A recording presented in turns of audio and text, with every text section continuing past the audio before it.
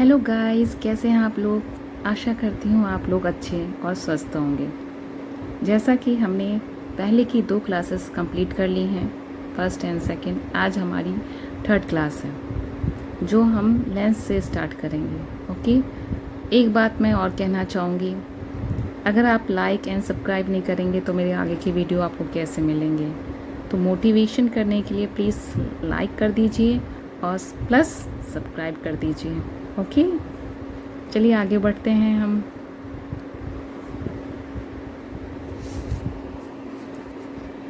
Lens की क्षमता का मात्रक क्या है? डायोप्टर है। क्या है? डायोप्टर। अपसारी लेंस को कहा जाता है, क्या कहा जाता है? अवतल लेंस कहा जाता है। अवतल। अपसारी लेंस को कहा जाता है अवतल। ये चीज़ हमने छोटी क्लासों में भी पढ़ी है, अवतल और उत्तल। तो ये दोनों अपोजिट होते हैं एक दूसरे के, ठीक है। तो आपके उसके अकॉर्डिंग आपको देखना है। तो अपसारी लेंस को कहा जाता है अवतल लेंस। अवतल लेंस अंदर की ओर मुड़ा हुआ होता है। ये क्या होता है? ऐसे अंदर की ओर हल्का सा मोटा, मतलब किनारों पे क्या होता है, आगे हम पढ़ेंगे। अंदर की ओर मुड़ा हुआ होता है। अवतल लेंस बीच में पतला, बीच में क्या होगा? ये पतला होगा बिल्कुल। और किनारों पे क्या होता है? मोटा होता है। किनारों पे जो मोटा होता है इसी कारण ही झुका हुआ लगता है हमें। और इसका बिल्कुल अपोजिट क्या होता है? उत्तल लेंस। उत्तल लेंस बीच में मोटा और किनारों पे पतला होता है। इसे हम क्या कहते हैं? अभिसारी लेंस भी कहते हैं। ये बाहर की ओर उभरा हुआ होता है, बिल्कुल एक दूसरे के अपोजिट। आपने याद कर लिया तो दूसरा आपको ईजिली याद हो जाएगा, इसमें कुछ नहीं है। लेकिन इसके नेम याद रखने। उत्तल लेंस को अभिसारी लेंस भी कहा जाता है और अपसारी लेंस को क्या कहा जाता है? अवतल लेंस भी कहा जाता है। क्या कहा जाता है? अवतल लेंस।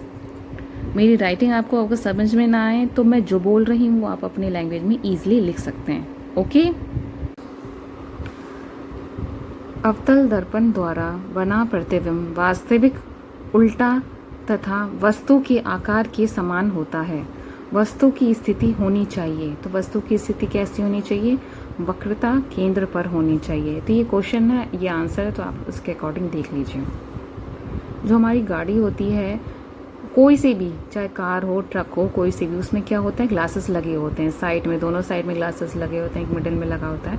तो उसी की बात हो रही है। तो गाड़ी में कौन सा लेंस इस्तेमाल होता है? कौन सा होता है? उत्तल दर्पण। ये बहुत इंपॉर्टेंट क्वेश्चन है।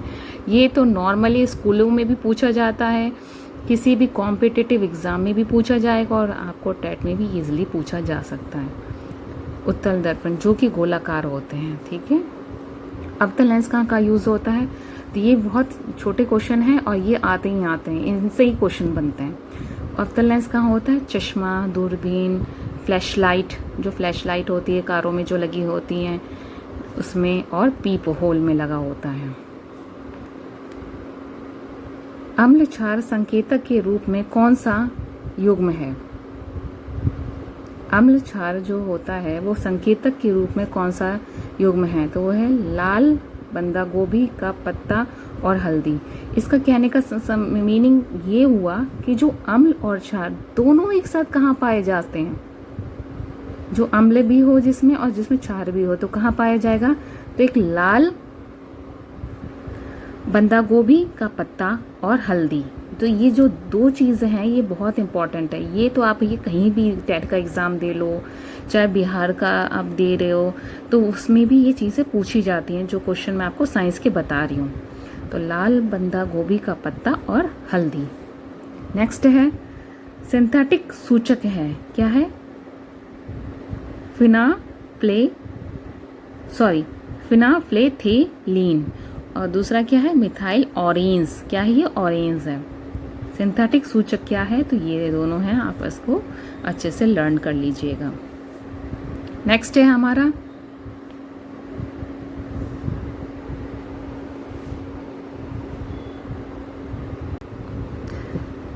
किस प्रक्रिया में जीवाणु का उपयोग नहीं होता है? तो ये 4 हैं हमारे क्या पास है, 4 ऑप्शन है। नाइट्रोजन के स्थिरीकरण में, जो दालों के जड़ों में बैक्टीरिया पाया जाता है, दही के बनने में, डबल रोटी के पकने में, गन्ने के रस के किण्वन में, जो हमें जिसको नॉर्मली क्या कहा जाता है? सिरका कहा जाता है। तो इसको हम इस तरीके से भी हम पढ़ सकते हैं, गन्ने के रस में, किण्वन में। तो इसमें क्या होता है, डबल रोटी के पकने में, किस में जीवाणु नहीं पाया जाता है, तो वो डबल रोटी के पकने में। तो डबल रोटी जो हम यूज़ करते हैं उसमें ईस्ट होता है, अब उसको उसमें ईस्ट में भी जीवाणु नहीं पाए जाते, जिसकी वजह से ये ऑप्शन होगा। कौन सा भिन्न है, आपको इसमें बताना है कौन सा मतलब अलग है, सब अलग है। तो ये क्वेश्चन तो भैया आते ही आते हैं, ये चाहे बीपीएससी हो, चाहे टेट हो, और भी राजस्थान टेट हो, कहीं पर भी हो, तो इस टाइप के क्वेश्चन आते हैं, बहुत इजीली आपको देखने को मिल जाएंगे। आप प्रीवियस ईयर के जो पेपर्स होते हैं आप उनको भी जब सॉल्व आउट करेंगे तो आपको भी इस टाइप के क्वेश्चन देखने को ईजिली मिल जाएंगे। तो इसमें कौन सा भिन्न है, संरक्षण, वनोन्मूलन, मरुस्थलीकरण और अपरदन। तो इसमें क्या है, ये 4 ऑप्शन हैं आपके पास, चारों में क्या होते हैं, इनके देखने में तो लगता है में सेम है, लेकिन इनके जो मीनिंग्स होते हैं वो डिफरेंट होते हैं। जैसे वनोन्मूलन का मतलब क्या होता है, वनों का नाश, नाश से संबंधित हो गया। संरक्षण का मतलब क्या होता है, किसी भी चीज़ को सेफ रखना। मरुस्थलीकरण का मतलब सूखा पड़ना, कहते हैं इसका मतलब मीनिंग, वो हिंदी वाले जो बच्चे हैं हिंदी मीडियम से जिन्होंने पढ़ा है उनको इजीली पता होगा। मरुस्थलीकरण जो होती है वो सूखा पड़ने को कहा जाता है। अपरदन, ये भी इम्पोर्टेंट है, ये क्या होता है, मिट्टी की परत का बहना या कटना, जब बाढ़ आती है, बारिश होती है तो कहते हैं ना मृदा अपरदन हो गया, तो उसको ये चीज़ है। तो ये चारों चीज़ हैं और उसमें से कहेगा कौन सा भिन्न है, कौन सा भिन्न है। तो इसमें से देखा, इसमें क्या होता है, नाश हो रहा है, सूखा पड़ना भी एक तरह से नाश का ही है, मिट्टी का कटना भी नाश का है, तो इसमें क्या होगा, संरक्षण। इसका आंसर क्या होगा, संरक्षण राइट होगा, क्योंकि ये बिल्कुल सेफ्टी को दर्शा रहा है। ओके, इस टाइप के क्वेश्चन आपको देखने को इजीली मिल जाएंगे और ये इंपॉर्टेंट है। कणों की साइज, आकार के अनुसार कौन सा आरोही क्रम छोटे से बड़े की ओर को निरूपित करता है।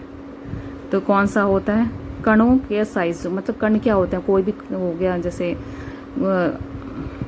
क्या हो गया, मृतिका, गाद, रेत, बालू, बजरी, चट्टान, सबसे अंत में चट्टान हो गया। मतलब इसे आपको इंग्लिश में अगर बोला जाए तो ये असेंडिंग ऑर्डर में लिखा गया है, पहले सबसे छोटा, फिर बड़ा, फिर उससे बड़ा, फिर उससे ऐसे चलता गया। तो ये असेंडिंग ऑर्डर में सबसे पहले क्या होगी, मृतिका, फिर गाद, फिर रेत, फिर बालू। रेत और बालू तो मतलब एक ही चीज़ हो गई, कहीं रेत बोला जाता, कहीं बालू होती है, फिर बजरी, फिर चट्टान। ओके गाइस, आप लोगों को मेरी क्लासेस कैसी लग रही हैं प्लीज़ आप मुझे बता दीजिएगा। हो सकता है कि मेरा जो वीडियो है उसकी क्वालिटी है डाउन हो सकता है, बट लेकिन जो मैं आपको पढ़ा रही हूँ, जो मैं आपको सोर्स दे रही हूँ, नोट्स दे रही हूँ, वो बहुत इम्पॉर्टेंट है, बहुत ज़्यादा इम्पॉर्टेंट है। तो आप इस नोट्स को बिल्कुल भी अदरवाइज़ मत लीजिएगा, इस पे आप अपना वर्क कीजिएगा। आप मेरी लैंग्वेज आपको समझ में ना आए तो अपनी लैंग्वेज में अपने नोट्स बना लीजिए, बट ये नोट्स बहुत ज़्यादा इम्पॉर्टेंट है। आपको इन्हीं नोट्स के सहारे ही सीटेट पेपर सेकंड साइंस का क्लियर करना है। मैं साइंस के नोट्स के साथ में इंग्लिश का और हिंदी के नोट्स भी लेके आऊँगी, जो कि इतने ज़बरदस्त नोट हैं जो आपको कहीं नहीं देखने को मिलेंगे यूट्यूब पे। अगर आपको पास होना है, आपको लग रहा है कि आपको सीटेट फर्स्ट टाइम ही क्लियर करना है, तो आपको मेरे नोट्स पढ़ने चाहिए। ओके, मिलते हैं नेक्स्ट क्लास में, तब तक के लिए बाय बाय।